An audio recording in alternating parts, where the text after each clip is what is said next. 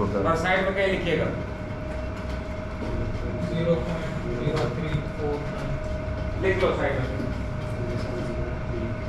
To explain this sentence, I want you to calculate the value of sin 2 degrees.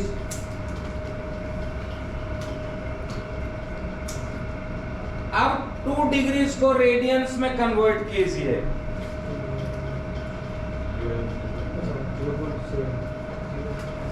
Same 0.035। That's the sentence it is saying कि sin azimuth is equal to azimuth in radians. That's what it is saying. Is sin 2 degrees is equal to 2 degrees in by means of 2 degrees divided by 57.3. ठीक है? Establish हो गया ये? कोई confusion नहीं इसमें? आप lost क्यों लग रहे हो? लॉस्ट में इसलिए रहता हूँ कि ऐसा कोई कॉन्सेप्ट और आ गया नया सा, तो ऐसे सोचेंगे कैसे क्या? कि द साइन और ऑफ कहीं कुछ नहीं। Azimuth will be equal to कुछ नहीं, यहीं पे आएगा। चलो ठीक है। और नहीं तो अगर इसके पीछे जाए, तो ये नहीं करें अगर, अच्छा चलो छोड़ो रहने दो, जो कर रहे हैं वो करें और कंफ्यूज नहीं कर दिया।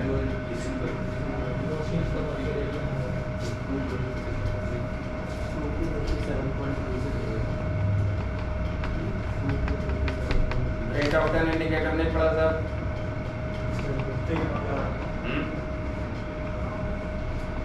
Degrees to convert into radians we divided by degrees divided by 57.3. Why? Because 180 degrees equal to 3.5 radian, 3.14 radian.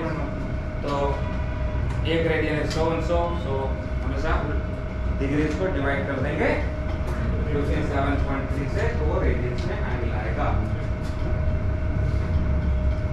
यहाँ तक ठीक है?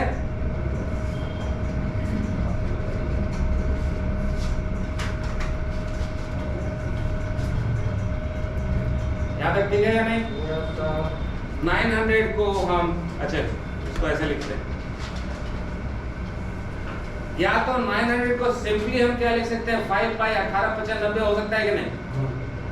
तो 900 को 5 पाई लिख सकते हैं हम लोग, या चूंकि हमने रेडियंस वगैरह में कन्वर्ट किया है तो यहाँ 180 डिग्रीज और यहाँ पाई से अगर हमने उसको इक्वेट किया तो is it setting to be सही, आई मीन लुकिंग ओके और नॉट?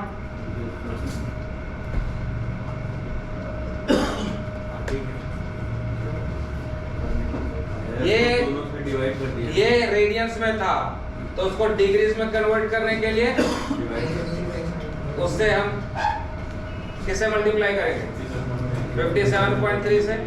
तो ये हमने मल्टीप्लाई कर दिया तो ये डिग्रीज में तो आ गया ऑलरेडी, तो इधर मल्टीप्लाई करेंगे 57.3 से, तो इधर भी करेंगे कि नहीं? दोनों तरफ करेंगे तब तो बैलेंस रहेगा हमारी इक्वेशन। तो ये 180 बाई पाई क्या है 57.3। तो यहाँ पे रेडियस जो था उसको मल्टीप्लाई कर दिया, यहाँ भी 180 बाई पाई से मल्टीप्लाई किया, तो एरर किस में निकल गया मेरा? डिग्रीज में। इधर भी तो करना होगा, तो 180 बटा मतलब 900, इसको काटेंगे तो कैसे हो गया 5 times 18 50 90 calculator. So is it azimuth in degrees is equal to b cos cos by 5 pi cos latitude? अगला स्टेप क्या होगा? हाँ लिखिए,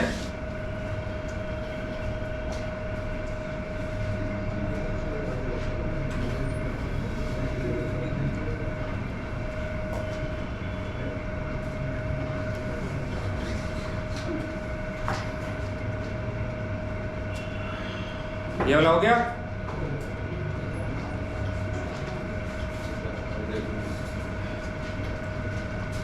एक 180 बटा 900 को काट कर देंगे तो 5 टाइम्स हो जाएगा ये 185 times is 900।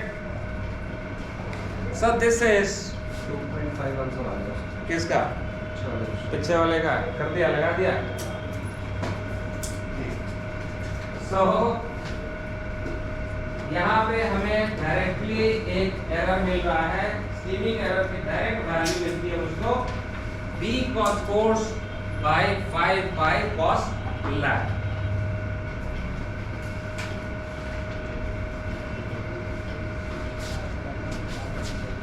This is also a formula for streaming error. एक हम निकालते थे tan थीटा करके, tan AC करके, अब हम डायरेक्ट AC डाल सकते हैं यहाँ पे with V cos course by 5 pi cos 5 pi cos lat. इसमें V sin कोर्स को हमने बेसिकली समझ लो नेग्लेक्ट किया है क्योंकि उसका कंपोनेंट बहुत छोटा होता है। अगर ये करते हैं तो इसकी अंडरस्टैंडिंग ये है कि when you have the earth here like this is the pole, यहाँ पे इक्वेटर है, यहाँ पे स्पीड जो होगी वो 900 के स्पीड से चलेगा। जब यहाँ पे जाएंगे तो स्पीड कम होगी उसी डिग्रीज के लिए, यहाँ पे जाएंगे, यहाँ पे जाएंगे, यहाँ पे जाएंगे, यहाँ पे जाएंगे तो वैल्यू पेरिफेरल स्पीड की कम होती जा रही है। ठीक है, इसके रेस्पेक्ट में इतना, वही स्पीड शिप का नॉर्दर्ली कंपोनेंट, इसके रेस्पेक्ट में इतना, इसके रेस्पेक्ट में इतना, इसके रेस्पेक्ट में इतना, इसके रेस्पेक्ट में इतना और इसके रेस्पेक्ट में इतना। ये अगर वैल्यू सेम है और ये छोटा होता जा रहा है तो इसके चलते एरर बढ़ेगा कि नहीं? यहाँ पे एरर कितनी होगी? नॉर्थ से इतना ही तो चेंज होगा, लेकिन जैसे जैसे लैटिट्यूड में ऊपर चढ़ रहे हैं तो क्या हो रहा है? यही जो है वो एंगल जो है वो बढ़ता जा रहा है, बढ़ता जा रहा है, बढ़ता जा रहा है, बढ़ता जा रहा है। तो यहाँ पे इतना, यहाँ पे थोड़ा सा ज्यादा और ज्यादा और ज्यादा और ज्यादा करते हुए जैसे ऊपर की लैटिट्यूड में जहाज के मूवमेंट का कंपोनेंट जो है वो सिग्निफिकेंट होने लगता है। क्यों? क्योंकि नीचे वाला कंपोनेंट छोटा पड़ रहा है। भाई मेरे पास 100 रुपए है, आपके पास 1000 रुपए, तो मैं आपसे कितना गरीब हूँ? 900 रुपए। आपके पास 9000 से 900, 800, 700 होने लगे, एक टाइम बराबर आ जाऊंगा कि नहीं? दिखाऊंगा ना आपको कि क्या सुना क्या रहे। 100 रुपए है ना तुम्हारे पास, मेरे पास भी 100। तो ये वही कह रहा है कि यहाँ तो चुप रहता है बेचारा स्टेप, क्योंकि बहुत छोटा है इसके मुकाबले। जैसे जैसे V cos lat छोटा होता है वैसे V sin cos V cos course का वैल्यू सिग्निफिकेंट होता है। सो नाउ कैलकुलेट, उन्होंने कैलकुलेट कर लिया, अदर्स हैव कैलकुलेटेड।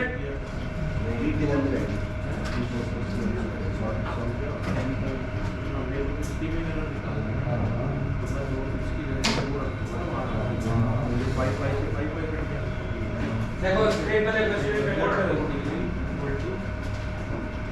बोर्ड पे देखो, बोर्ड पे 2.4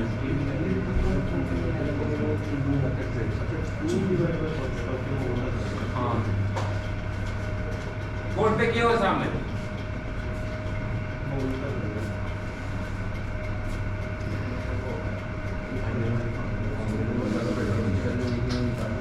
जो इनिशियली रिलेशन हमने निकाला उसी को इक्वेट कर दिया तो आ गया। ये एजिमुथ एरर का जो ये फॉर्मूला है, V cos force 900, V and cos remaining constant, दोनों केसेस में इसको कांस्टेंट रखा और बाकी दोनों को इक्वेट कर दिया। क्या कहते हैं? नहीं वही होगा। V cos force by 900 cos lat। अगर V sin cos को हमने छोड़ दिया, हाँ इसके लिए मैं कुछ समझाएंगी। V cos force is constant because V is constant and force is constant given the question। तो ऊपर वाले न्यूमरेटर को सेम रखते हैं। केस 1 इज इक्वेटर, इक्वेटर में मैंने cos 0 कर दिया and case 2 is some latitude, वो मैंने यहाँ लिख दिया। ठीक है, V cos force दोनों का कॉमन है और ये वाली फिगर को इक्वेट कर दिया दोनों का, SE into 720.030 एंड 900 into, अब यहाँ पे रेडियन करने की जरूरत नहीं, keep it 2, so 900 into 2 divided by 720.030, 2.4। ठीक है, बेसिकली आपने V sin cos को कंपोनेंट को इग्नोर किया यहाँ। तो हम यहाँ पे वही बता रहे हैं कि डायरेक्टली हम इस तरीके से कर सकते हैं, ये प्रोसेस वही है, हम पहुँच वहीं रहे हैं। This is one idea of explaining it, this is another idea. ये आपने किया क्यों, फॉर्मूला से खेला आपने, वहाँ पे कॉन्सेप्ट भी है कि जहाज चलती है तो टिल्टिंग होता है, टिल्टिंग होती है तो देखो उसका और उसका इक्वेट करते हैं, तो हम ये कर सकते हैं। अभी जो ये हमने डिस्कशन किया है यहाँ पे, इसका क्या सिग्निफिकेंस है, यहाँ पे क्या सिग्निफिकेंस है इसका? जो ये डिस्कशन किया कि जैसे इक्वेटर पे पेरिफेरल स्पीड बहुत ज़्यादा होती है, जहाज का स्पीड बहुत छोटा पड़ जाता है, लेकिन जैसे जैसे ऊपर जाते हैं तो जहाज का वही स्पीड सिग्निफिकेंट हो जाता है। क्यों? क्योंकि 900 cos लाइट का वैल्यू कम होने लगता है। तो इसका क्या मतलब है, what is the implication of this knowledge? ऊपर जाके एरर बहुत ज़्यादा है, इसलिए इस फॉर्मूला को we can use only up to 60, maximum 65 degrees north तक और साउथ तक। This formula can be used only up to about 60-65 degrees. उसके बाद वी साइन कोर्स जो है वो सिग्निफिकेंट हो जाएगा, वी कॉस कोर्स भी सिग्निफिकेंट हो जाएगा। तो उसमें हमें देखना पड़ेगा कि उसकी कितनी वैल्यू आ रही है। We cannot use this formula directly ऐसे निकाल दिया, this we can apply only till 60-65 degrees. तो यहीं तक निकाल सकते हैं, उससे ऊपर इसको यूज नहीं कर सकते। जायरो कंपास के परफॉर्मेंस स्टैंडर्ड्स में भी लिखा हुआ है कि it should provide given degree of accuracy at least up to 60 degree, 65 in it. The compass is supposed to be giving courses to given degrees of accuracy up to 60 degree. उसके बाद हाथ खड़े, ठीक है? हाँ, उसके पहले एक चीज, अटेंडेंस तो आई है नहीं, ये नोट करो।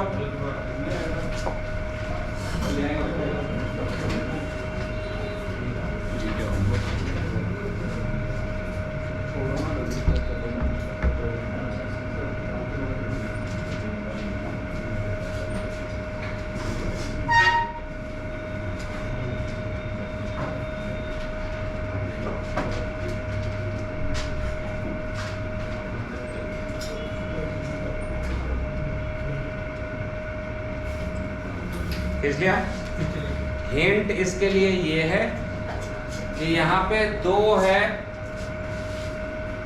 लैटिट्यूड्स, एक बार इस लैटिट्यूड से उस लैटिट्यूड जाता है, वहां से फिर वापस आता है। कोर्सेस रिवर्स हो गए, एक 000 गया और दूसरा 180 आ गया। चूंकि दो लैटिट्यूड्स है तो डिस्टेंस पता चल जाएगा, चूंकि टाइम दिया हुआ है तो स्पीड निकल आएगा, तो स्पीड निकल गया, कोर्स निकल गया, 00 एंड 180। एक पैसेज में 00, दूसरे पैसेज में 180। स्पीड निकल गया क्योंकि दो बार टाइम दिया हुआ मुझको, एक बार 15 घंटे में करता है, एक बार 21 घंटे में करता है। तो यहाँ स्लो स्पीड थी, यहाँ हाई स्पीड होगी, जो भी निकल गया। तो आपके पास कोर्स निकल गया, स्पीड निकल गया, लैटिट्यूड है कहाँ है? तो ये लेंगे लैटिट्यूड की, ये लेंगे मीन लैट, मीन लैट लेकर के बाकी सारे कुछ है आपके पास, आप कैलकुलेट कर सकते हैं खुद। What is the kind of compass you are using? दोनों यूज करते हैं। एक बार जा रहे हैं तो डैम्प्ड इन टिल्ट है तो दोनों DESC लगेगा, दोनों में लैटिट्यूड के जगह एम लैट, SE में भी एम लैट। जब वापसी आ रहा है तो सिर्फ एक ही चीज लगनी है, क्या? स्टीमिंग, अटेंडेंस लगनी है। So you can do it yourself, will try. आप लोग ट्राई कीजिएगा, इसका सॉल्यूशन है, हम लोग अगले क्लास में इसको देखेंगे।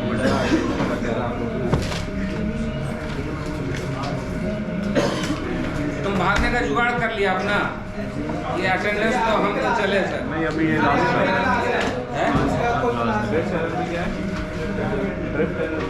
Silence please. Abhinav, Abhinav